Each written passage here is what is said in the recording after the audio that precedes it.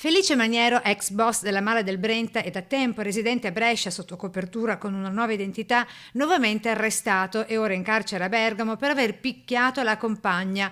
L'ex boss durante l'arresto si è anche messo a piangere. L'ordinanza di custodia cautelare firmata dal GIP della città lombarda, il provvedimento scattato dopo la denuncia della compagna di 47 anni che ha raccontato di maltrattamenti fisici e psicologici che sarebbe stata costretta a subire da tempo.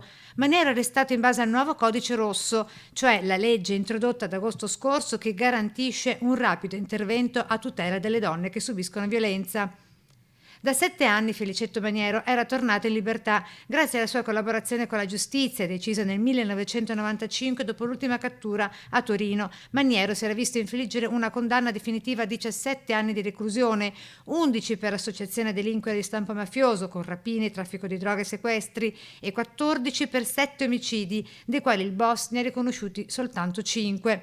Lo status di collaboratore però gli è valso il vantaggio del cumulo delle pene.